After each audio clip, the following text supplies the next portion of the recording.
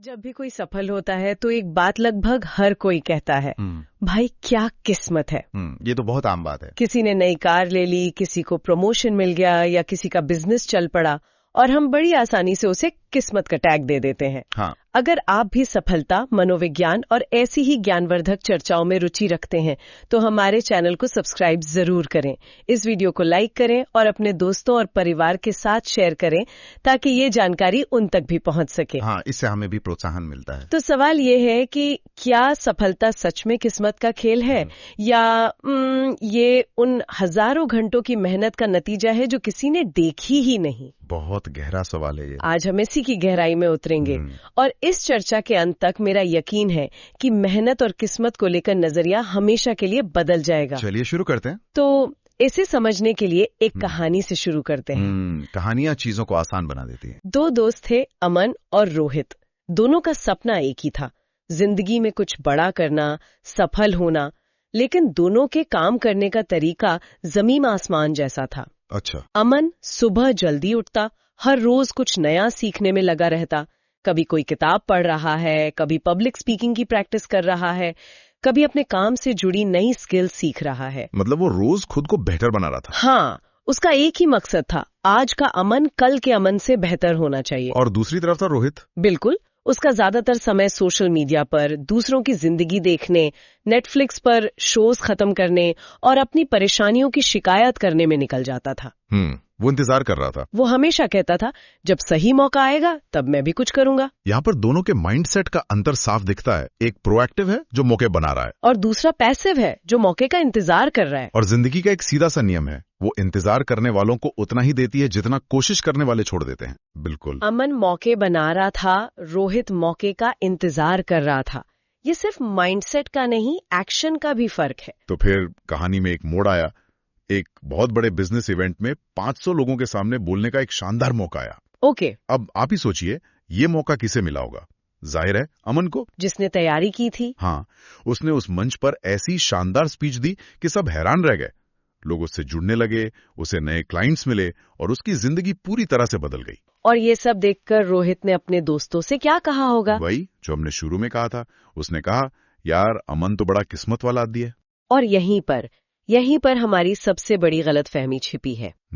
जिसे रोहित किस्मत कह रहा है वो असल में तैयारी और अवसर का मिलन है।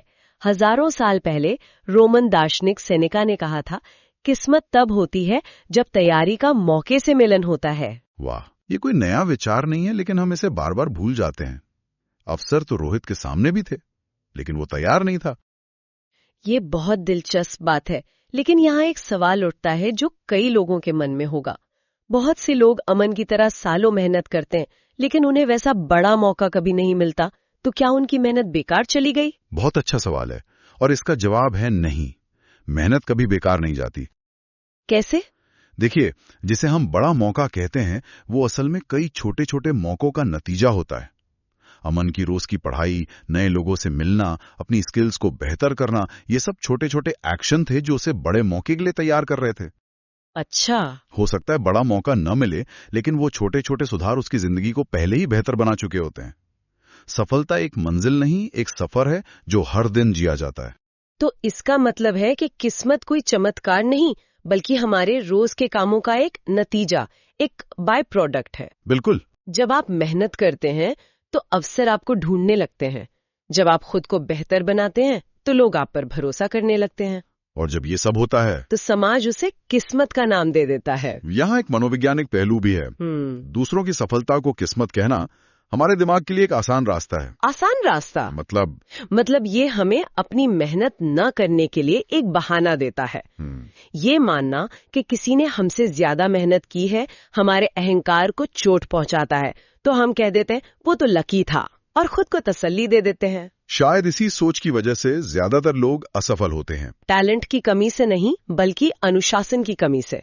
वे आराम, मतलब कंफर्ट चाहते हैं और उन्हें इंस्टेंट रिजल्ट्स चाहिए। हाँ, आज जिम शुरू किया तो कल तक बॉडी बन जानी चाहिए। बिल्कुल। और जब तुरंत परिणाम नहीं मिलते तो वे बहुत जल्दी हार मान लेते हैं। मुझे याद है कॉलेज में मेरा एक दोस्त था जो हमेशा कहता था, सही टाइम आएगा तब शुरू करूंगा। आज 15 साल हो गए हैं, अनुशासन बनाने के बजाय मोटिवेशन का इंतजार करते हैं। ये अनुशासन और मोटिवेशन वाली बात बहुत गहरी है। लोग अक्सर इन दोनों में उलझ जाते हैं। हाँ, देखिए, मोटिवेशन एक भावना है, एक फीलिंग। आज है, कल नहीं होगी। वो पेट्रोल की तरह है जो जल्दी जलकर खत्म हो जाता है। लेकिन अनुशासन एक सिस्टम है, एक आदत। ये गाड़ी के इंजन की तरह है। जो लोग सफल होते हैं वो मोटिवेशन पर निर्भर नहीं रहते। वे अपनी आदतों और अपने सिस्टम पर भरोसा करते हैं। सही कहा। वे काम इसलिए नहीं करते कि उनका मन कर रहा है, बल्कि इसलिए करते हैं क्योंकि वो काम करना उनकी आदत बन चुकी है। इसे ही शायद आइसबर्ग इल्यूजन कहते हैं ना? हाँ, कि हमें सफलता का सिर्फ ऊपरी 10% हिस्सा दिखता है। सही पकड़ा। हमें विराट कोहली का शतक दिखता है, लेकिन उसके पीछे के 10-15 साल की सुबह 4 बजे की प्रैक्टिस नहीं दिखती। हाँ, हमें किसी सफल सीईओ की लाइफस्टाइल दिखती है, पर उसके पीछे की स्लीपलेस नाइट्स, हजारों रिजेक्शंस और अनगिनत असफलताएं नहीं दिखते। वो 90% हिस्सा जो पानी के नीचे छिपा है। हाँ, वो मेहनत, त्याग, असफलता, अनुशासन, वो किसी को नजर नहीं आता। आपने सफल लोगों की बात की, जैसे रतन टाटा। लोग उनकी सफलता की मिसाल देते हैं, लेकिन उनकी असफलताओं के बारे में कम ही जानते हैं। हाँ, और यही सीखने वाली बात है।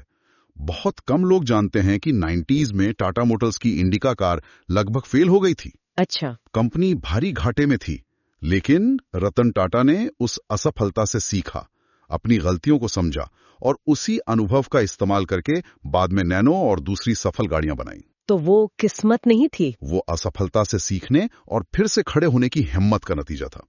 सफलता कभी भी सीधी लकीर में नहीं मिलती। तो ये तो साफ है कि मानसिकता और तैयारी ही असली खेल है।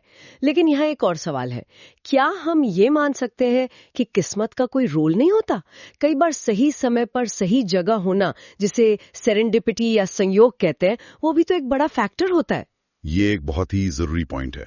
हमें चीजों को सिर्फ ब्लैक एंड व्हाइट में नहीं देखना चाहिए। बेशक सेरेंडिपिटी का एक रोल होता है, जैसे एक अनएक्सपेक्टेड मुलाकात, एक अचानक मिला आइडिया, ये सब हो सकता है। लेकिन मेहनत आपको सेरेंडिपिटी के लिए तैयार करती है। मतलब मान लीजिए आपको अचानक किसी बड़े निवेशक से मिलने का मौका मिल गया, ये सेरेंडिपिटी है। लेकिन अगर आपने अपने प्रोजेक्ट पर महीनों काम नहीं किया है, अगर आपके पास कोई प्लान ही नहीं है, तो वो मौका बेकार चला जाएगा। सही बात है। तो मेहनत उस सेरेंडिपिटी को सफलता में बदलने की चाबी है। मेहनत के बिना अच्छा संयोग भी बस एक गुजरा हुआ पल बनकर रह जाता है। वाह, मतलब मेहनत ही वो चुंबक है जो अच्छे संयोगों को अपनी ओर खींचती है। चलिए, इस पूरी बातचीत से ये तो साफ है कि हम अपनी किस्मत पर काफी हद तक खुद काबू पा सकते हैं। बिल्कुल। और ये समझ आने के बाद अगला सवाल यही उठता है कि इस मानसिकता को अपनी रोज की जिंदगी में उतारा कैसे जाए। हाँ, इस ज्ञान को एक्शन में कैसे बदला जाए। सही। तो अब बात करते हैं एक प्रैक्टिकल 5 स्टेप फॉर्मूले की, जिससे कोई भी अपनी किस्मत खुद बनाना शुरू कर सकता है। पहला स्टेप है स्पष्ट लक्ष्य निर्धारित करें, सेट क्लियर गोल्स। और ये बहुत जरूरी है। सिर्फ ये कहना काफी नहीं है कि मुझे अमीर बनना है। ये तो बस एक इच्छा है, लक्ष्य नहीं। हाँ, क्लैरिटी इज पावर। जब लक्ष्य स्पष्ट होता है तो हमारे दिमाग को एक जीपीएस मिल जाता है। उसे पता होता है कि अपनी ऊर्जा कहाँ लगानी है। मुझे अमीर बनना है के बजाय कहें मुझे अगले 1 साल में अपनी आमदनी को 20% बढ़ाना है, या मुझे अगले 6 महीने में ये नई स्किल सीखनी है। बिल्कुल। लक्ष्य जितना स्पष्ट होगा, उसे पाने का रास्ता उतना ही साफ दिखेगा। दूसरा स्टेप है हर दिन 1% सुधार करें, इंप्रूव 1% एवरी डे। ज्यादातर लोग बड़े बदलाव के चक्कर में कुछ भी शुरू नहीं कर पाते, जबकि असली जादू छोटे छोटे लगातार किए गए सुधारों में है। जैसे रोज सिर्फ 10 पेज पढ़ें या रोज सिर्फ 15 मिनट एक्सरसाइज करें। ये कंपाउंडिंग इफेक्ट का सिद्धांत है। रोज किया गया 1% सुधार शायद 1-2 दिन में ना दिखें, लेकिन 1 साल के अंत में ये आपको 37 गुना बेहतर बना देता है। जैसे पैसे कंपाउंड होते हैं, वैसी हमारी मेहनत और आदतें भी कंपाउंड होती हैं। तीसरा स्टेप, और शायद सबसे मुश्किल, हर दिन एक्शन लें। Take action every day. तब भी काम करें जब अपना मन ना हो। हाँ, जैसा हमने पहले बात की, अनुशासन हमेशा मोटिवेशन से ज्यादा जरूरी है। आदत पर भरोसा करना ही सफलता की कुंजी है। आदतें ऑटो पायलट पर काम करती हैं। जैसे सुबह उठकर ब्रश करना, उसके लिए मोटिवेशन नहीं चाहिए। हाँ, वो हमारी आदत है। इसी तरह जब काम करना भी आदत बन जाता है तो मन नहीं है वाला बहाना खत्म हो जाता है। चौथा स्टेप है ग्रोथ माइंडसेट वाले लोगों के साथ रहें। Surround yourself with growth mindset people. ये बहुत जरूरी है। आपकी संगति आपकी नियति तय करती है। अगर आपके दोस्त हर समय शिकायत करते हैं, तो आप भी शिकायत करने लगेंगे। अगर आपके दोस्त नए आइडियाज, मेहनत और आगे बढ़ने की बातें करते हैं तो आप भी प्रेरित होंगे। इसे ऐसे समझिए, एनर्जी इज कंटेजियस। हमारा माहौल हमारे विचारों को बहुत गहराई से प्रभावित करता है। आप उन 5 लोगों का औसत होते हैं जिनके साथ आप सबसे ज्यादा समय बिताते हैं। इसलिए अपने आसपास के लोगों को बहुत समझदारी से चुनें। और 5वां और आखिरी स्टेप, अपनी प्रगति को ट्रैक करें। Track your progress. बिल्कुल। एक कहावत है, जिस चीज को आप मापते हैं वो सुधरती है। एक छोटी सी डायरी या जर्नल रखें, अपनी छोटी बड़ी जीतों को लिखें। देखें कि आप 1 महीने पहले कहाँ थे और आज कहाँ हैं। ये बहुत जरूरी है, क्योंकि प्रगति को ट्रैक करने से हमें एक सकारात्मक फीडबैक लूप मिलता है। Feedback loop? हाँ, जब हम अपनी ग्रोथ को अपनी आंखों से देखते हैं तो हमें और मेहनत करने की प्रेरणा मिलती है।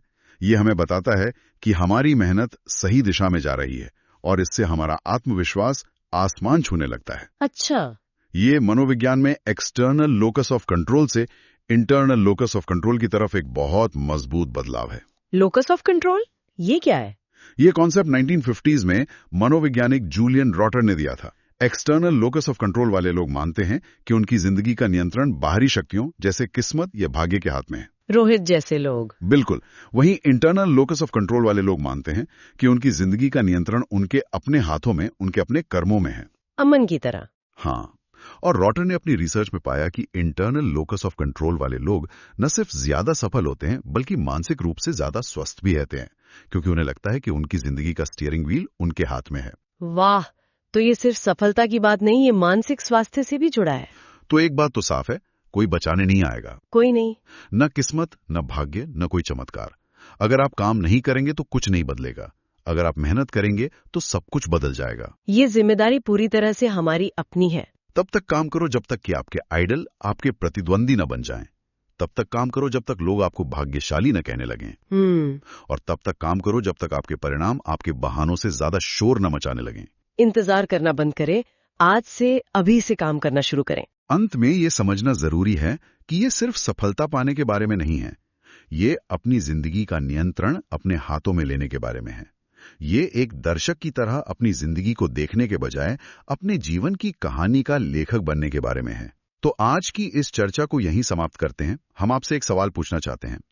आपकी नजर में मेहनत और किस्मत के बीच क्या रिश्ता है? नीचे कमेंट सेक्शन में हमें जरूर बताएं।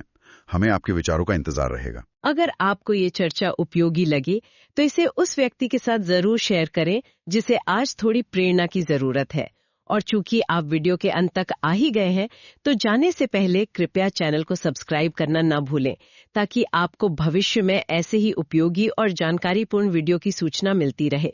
अगली बार तक मेहनत करते रहें और अपनी किस्मत खुद बनाते रहें।